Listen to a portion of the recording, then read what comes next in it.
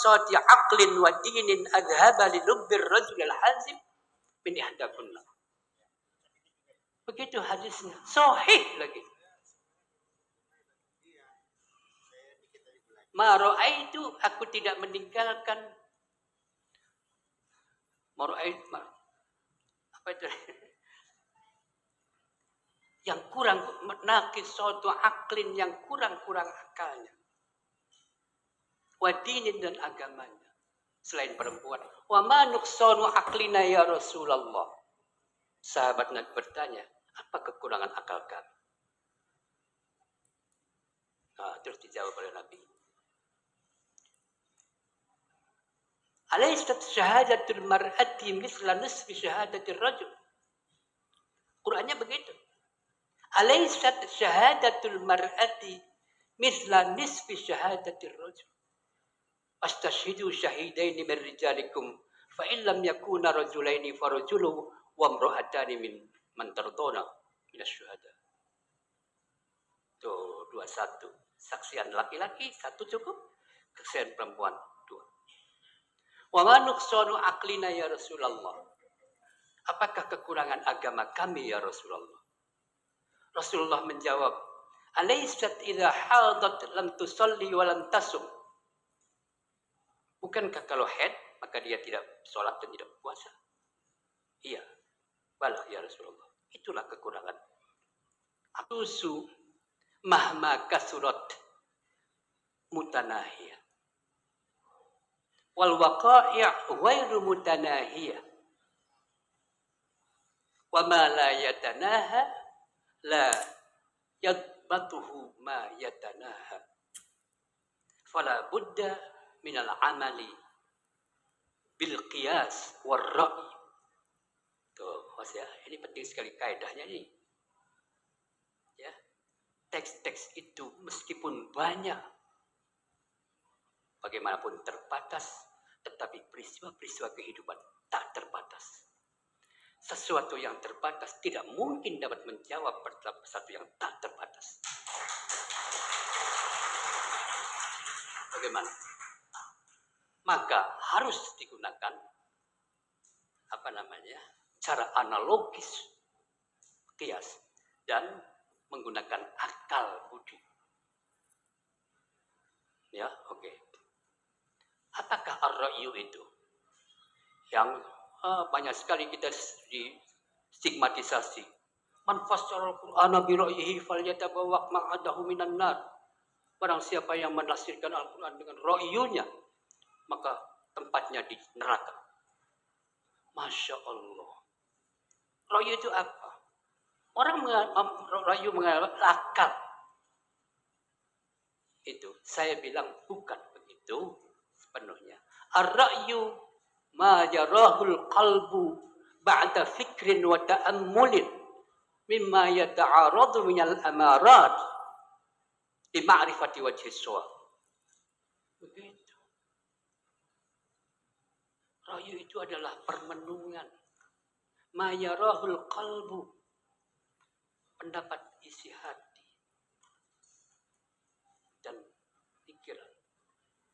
Sesudah memikirkan tentang kontradiksi-kontradiksi yang ada di dalam teks, dalam kehidupan ini.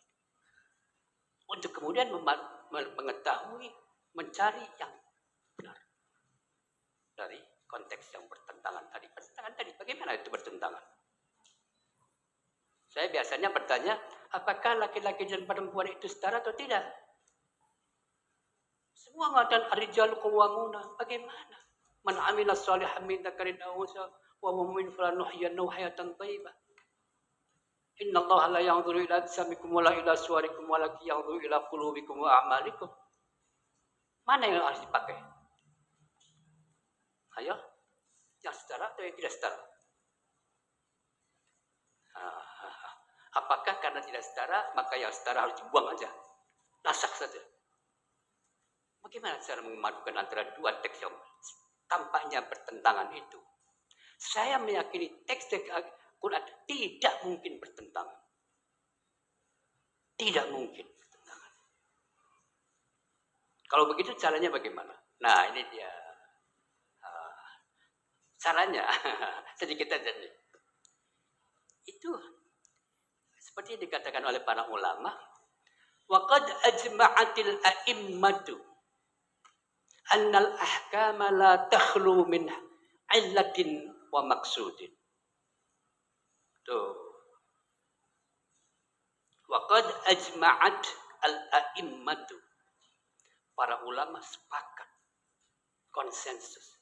Annal ahkama, bahwa hukum-hukum la takhlu, tidak pernah lepas min illatin, dari logika hukum itu dan tujuan hukum. Karena itu saya selalu mengatakan kepada teman-teman yang kalau saya bicara seminar itu, kalau ada sebuah pernyataan, jangan berhenti kepada pernyataan itu, tetapi bertanyalah mengapa pernyataannya begitu, dan selanjutnya setelah itu untuk apa pernyataannya begitu. Oke? Nah, coba lihat saja. Ar-rijalu qawwamuna 'alan nisa. Anda jangan berhenti sampai di situ. Laki-laki itu pokoknya kata Gusti Allahnya memimpin bagi kaum perempuan. Tapi tidak meneruskan. Kenapa?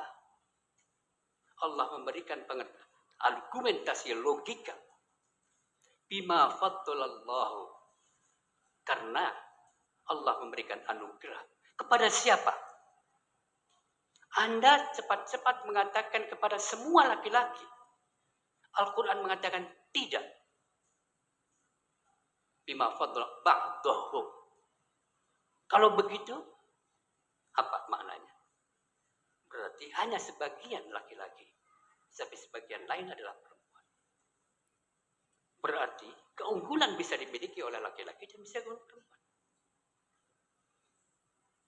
Begitu, ya. Begini, nanti akan saya provokasi lagi. Kalau ini provokasinya berlebihan ini, berani sekali nih. Saya bilang nanti.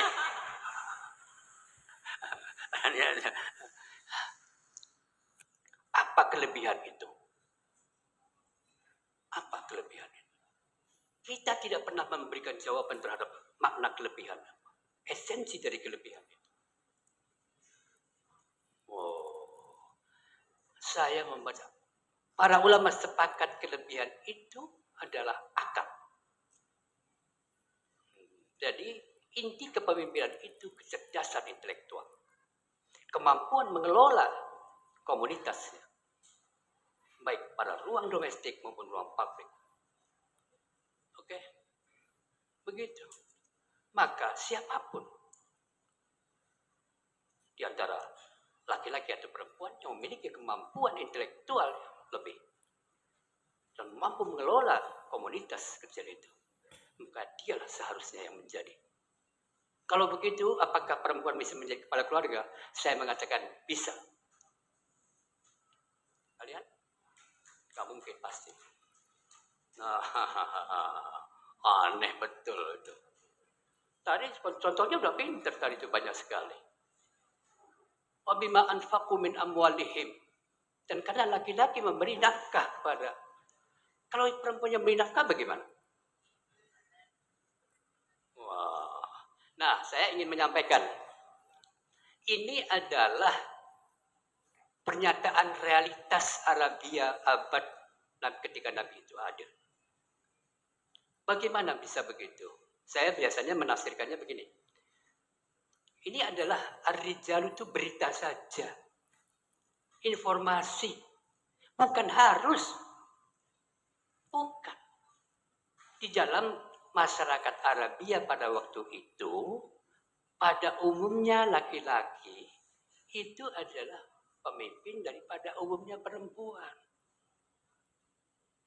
Karena apa? Karena pada umumnya pada saat itu laki-laki memiliki keunggulan intelektual daripada umumnya perempuan. Saya bertanya, mengapa mayoritas laki-laki lebih unggul secara intelektual daripada pada umumnya perempuan? Saya mengatakan karena sistem tradisi budaya Arabia mendomestikasi perempuan. tidak boleh keluar. Pada umumnya lagi-lagi. Kalau orang kita mendomestikasi manusia, artinya di rumah saja.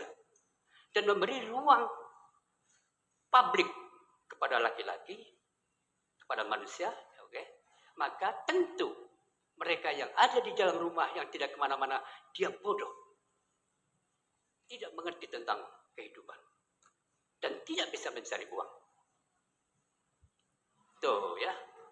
Tetapi dia siapapun, laki-laki atau perempuan, yang diberi ruang untuk bergerak di ruang publik, politik, maka dia memiliki kemampuan mengerti.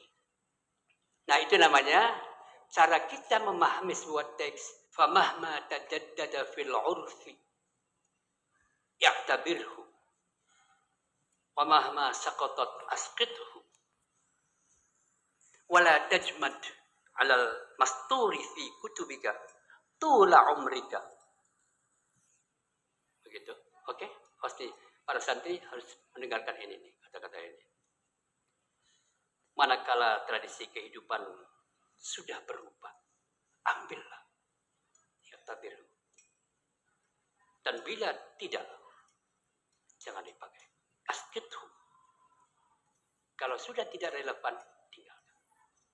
Yang relevan, ambil. Terus, bahkan ini, bal idza ja'aka rajulun min ghairi iqlimika.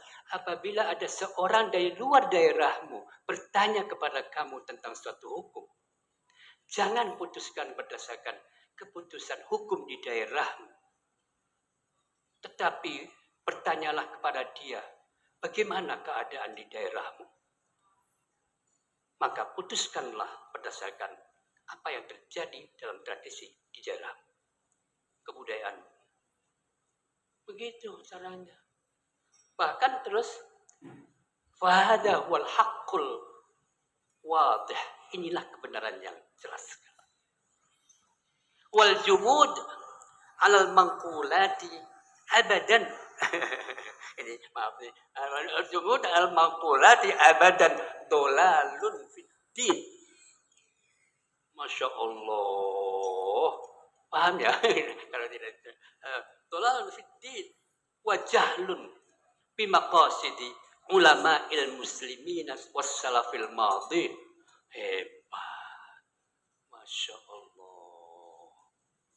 Jadi artinya, terjemahkan bahasa Indonesia ya. Coba ya. Ya.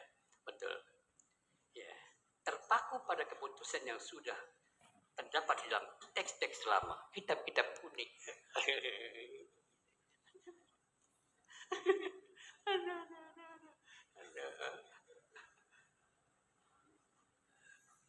Adalah keliru. Dan tak memahami tujuan para ulama masa lalu. As-salafus saleh. Begitu ya. Sarana dan cara bisa berubah. Jadi saya bilang esensinya tetap, formatnya bisa berubah-ubah.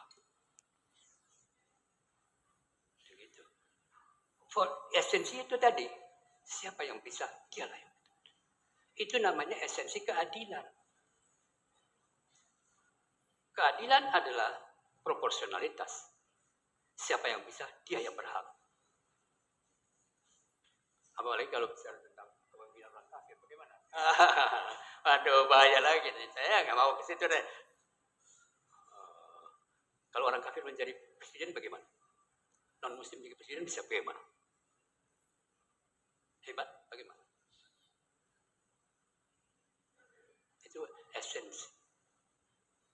Formatnya bisa berubah, caranya bisa berubah. Katakan sound systemnya bagus karena biasanya kalau Buya itu kalau di depan mic suaranya tidak terdengar. Ini walaupun jauh tetap suaranya bisa ditangkap dengan jelas sekali.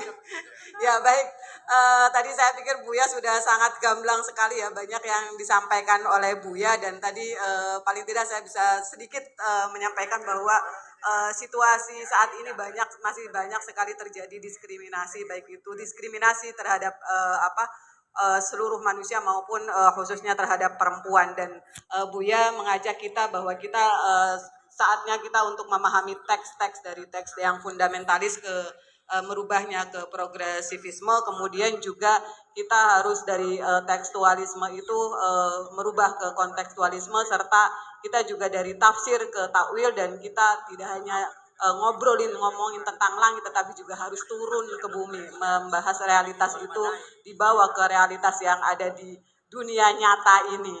Dan teks-teks itu terbatas, walaupun sangat banyak sekali teks-teks itu, tetapi itu sangat terbatas dibandingkan dengan realitas yang sangat banyak yang tak terbatas. Sehingga kita untuk merespon realitas yang tak terbatas itu, kita penting untuk menggunakan akal dalam merespon realitas-realitas itu. Saya pikir itu kita kasih aplaus untuk ketiga narasumber kita, dan saatnya kita untuk tanya jawab. Saya buka untuk termin yang pertama.